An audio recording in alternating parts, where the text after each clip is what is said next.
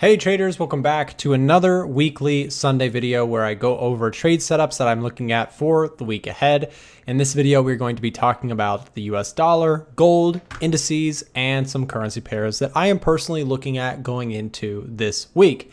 Now, usually I start these videos with some of my recent performance and a breakdown of how I've been doing in the markets. I actually posted a video yesterday on that topic, so if you'd like to go see the full thing, that was dropped yesterday at the time of you guys getting this video out. So anyways, I'm just going to jump into some setups, some things that I'm looking at for the week ahead, and we're going to jump right into it. So first of all, I wanted to start with the US dollar index. I'm looking at DXY, and again, this is a way to just track the US dollar.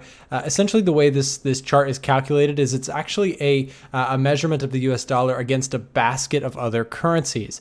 And so what you can see here is that off the daily chart, there has been this kind of downward trend structure in the markets, but last week we had a pretty strong recovery from the US dollar and actually a further retracement than I thought there might be. Let me explain what I mean. So we had a huge sell-off in the US dollar, followed by a strong rally that persisted last week and actually broke some level of resistance that I thought we would actually hold. So personally, I actually went long gold on a retest of this 38.2% retracement, drawing my fibs from the swing high to the swing low. You can see my three levels were generated.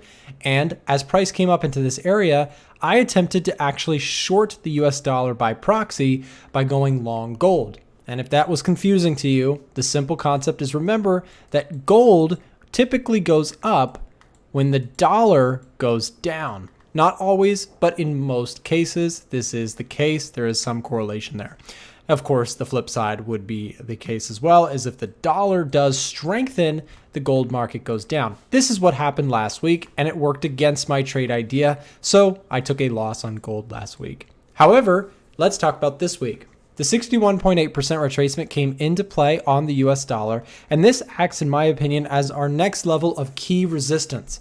I think there is a solid chance that the dollar could find some further sell pressure as we go into this week, continuing the longer term downward trend. Dropping it down to the 4-hour chart, we can see that looking at the US dollar index, we did reject off of that area. And I think there is that possibility that if we start to break market structure, you could see some breakout and continuation plays that could persist this week on the US dollar index. So why am I so bearish on the dollar index? Well, for the most part, Fed monetary policy here in the United States does seem like it is softening its tone. It's a very different time in the markets now than it was a year ago, where the Fed saw inflation as this terrible problem that they're going to need to raise rates continuously until it goes away. Well, guess what? It's been going away. And so that threat causes the dollar to actually go down.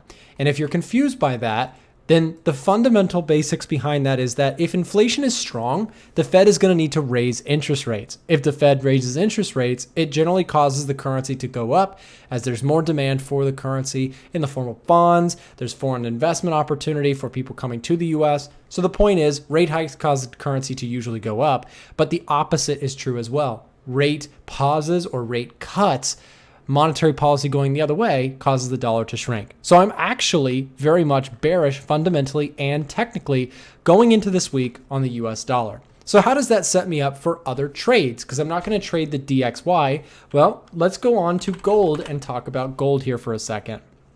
Now, if we take a look at the daily chart first, my thought process on gold is that we're in an overall longer term upward trend. We've put in higher lows, and it does seem like the longer term trajectory for gold is to probably retest and possibly even break out of the previous highs around 2050. Okay. However, in the very short term, if we drop it down to the lower time frames, this past week, I mentioned that there was some dollar weakness dollar strength that came in, and this was off of some strong economic figures from the United States. We saw this level completely sell off. And these retracements, in my personal opinion, you have to be very careful that the gold market very well could be looking to retest a bit lower and to retest this longer term trend line that we just mentioned. So where am I at? Well, I'm waiting to see if we can get a breakout. Okay, so on the 4-hour chart, let's go back to this concept for a second. We have what many traders would call kind of an M pattern going on. And how would I trade this? Well, again, fundamentally, remember, I think the dollar has weakness coming for it. And if that is the case, I'm actually going to be more interested in going long gold. But for me, what that would look like would be breakouts and retests looking into this week. So that's how I'll be probably playing the gold market. Next up is one of my favorite things to trade, the S&P 500. Which stayed very strong this past week and something that I want to remain looking to get long on. By the way, guys, let me take a quick pause to show you guys our free Discord channel that will be linked down below.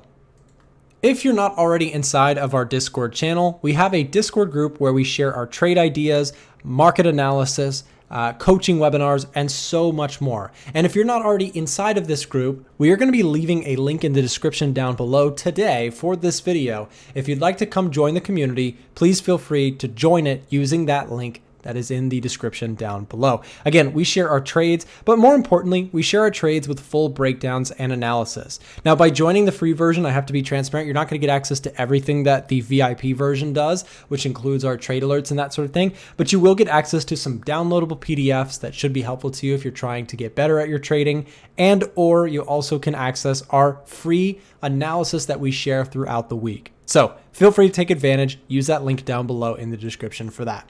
All right, so back to the S&P 500. I am still long biased on the S&P 500. If we get retracements or sell-offs this week, I am a buyer, okay? Now, why I am a buyer is going to come back to our good old faithful, the EDGEFINDER. Okay, so real quick for newer viewers of my channel, why am I looking at this software and what does this software do? So many traders talk about technical analysis on their YouTube channel, as I try to do, of course, as well. But I also try to incorporate things like fundamental analysis and sentiment analysis as well. Fundamentals and sentiment are things that are lesser talked about, but I think very, very important to people who are trying to add more confluence to their trading. This software aims to bring into consideration the fundamentals as well as the sentiment analysis of the market. Now, what do I mean by fundamentals? Fundamentals are things like this: GDP growth, inflation, unemployment, of course, the labor markets, and interest rates. These things have very important impact on what the market is going to do next. That's why we pay attention to them and we automatically score them into this software. But what about sentiment analysis? Sentiment is taking a look at the commitment of traders' data as well as what retail traders are doing to get a better opinion of what the market may do next. So I've talked about the S&P 500 and gold, and I want to show you something here. When talking about the smart money tracker or the commitment of traders' data, there's something very intriguing here.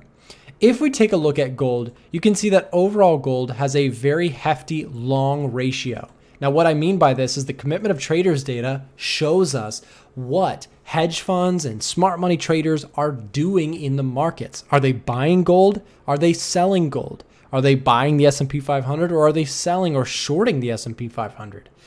We can pull this data just by pulling up the smart money tracker off of the EDGEFINDER. And as I mention this and go over it, please remember also in the description, there will be a way for you to grab access or tour the EDGEFINDER yourself. We do also have a free course available for people who would like to learn more about how our software operates. A little bit of context behind this YouTube channel. We are a software company. A1 Trading, my company, is a software company that builds tools for people who are interested in trading and investing. So we do build this stuff from scratch ourselves. So anyways, gold still has a very long ratio. You can pause the video if you'd like to take a look at for any of these assets.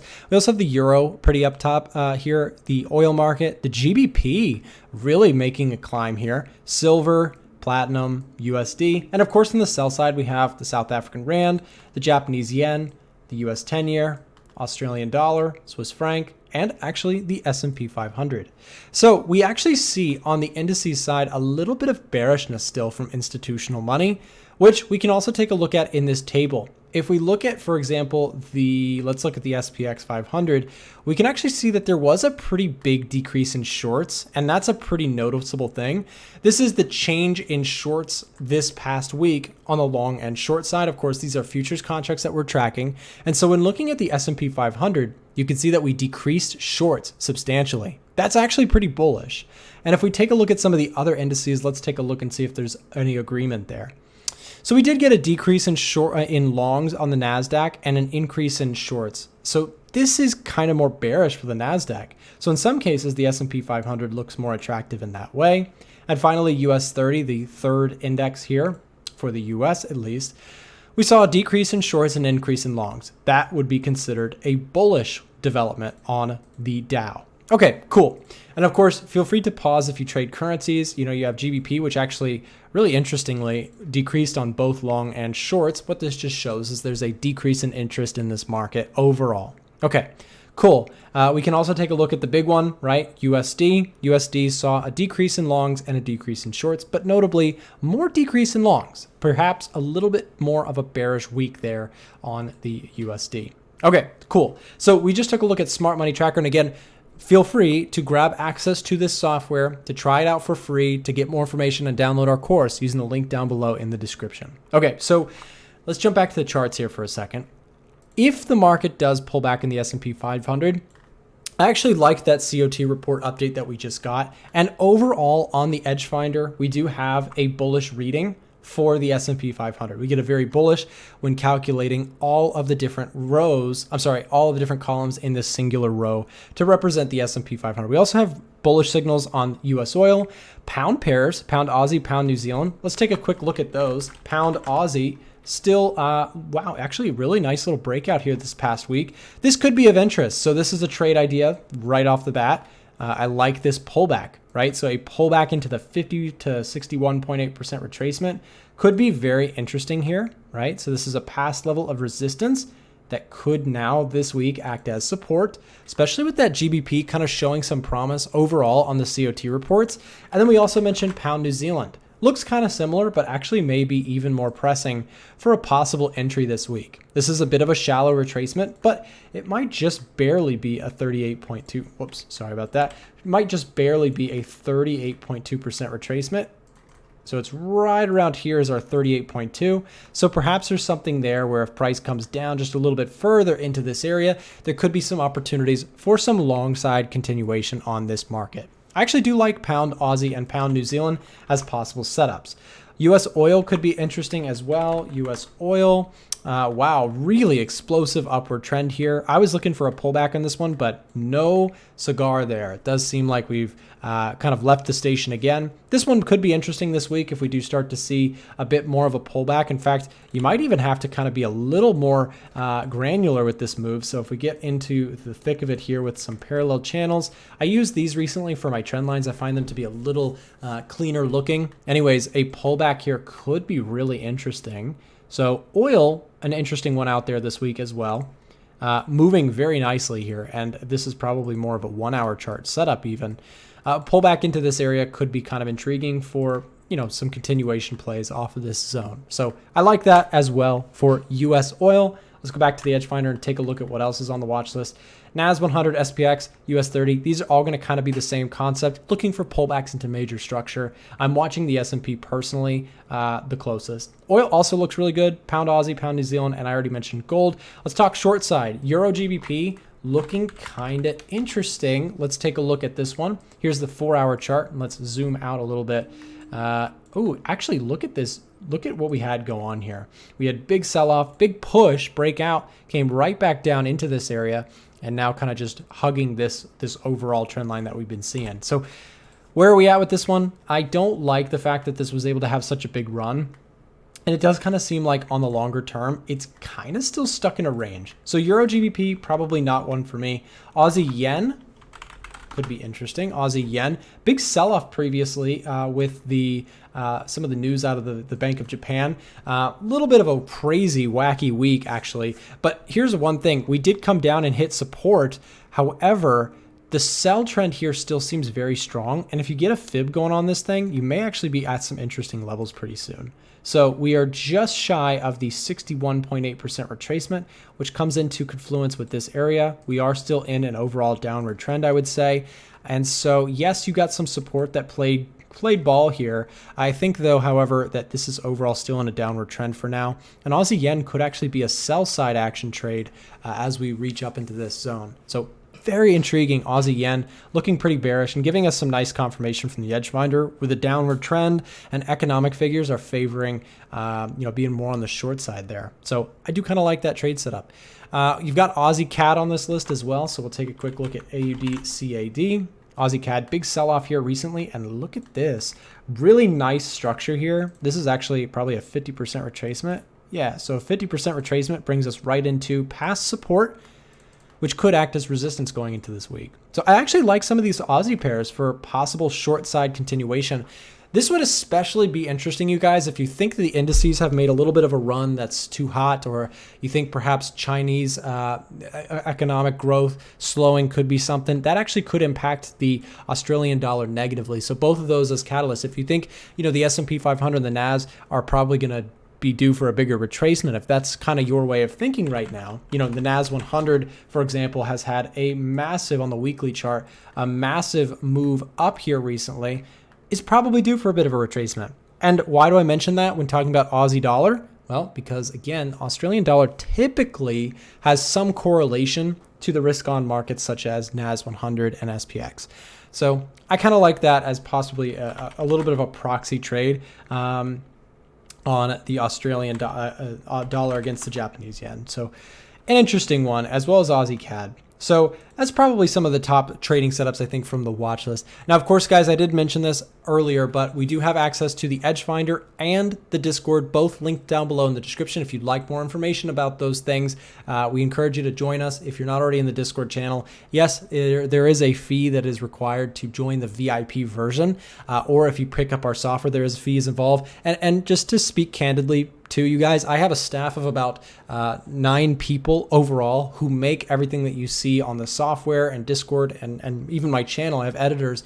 There's a lot of people and a lot of salaries involved in this stuff, but with that, you get some of the highest quality stuff that's out there on the internet. We have a very high quality Discord. We have software tools that are very, very groundbreaking in the industry. There's not a lot of people doing this kind of scoring and algorithmic stuff for traders, specifically to, the futures and Forex side of things. So if you'd like access to our software, I want to encourage you to, at the very least, try it out, give it a shot. Use the free trial that is linked below.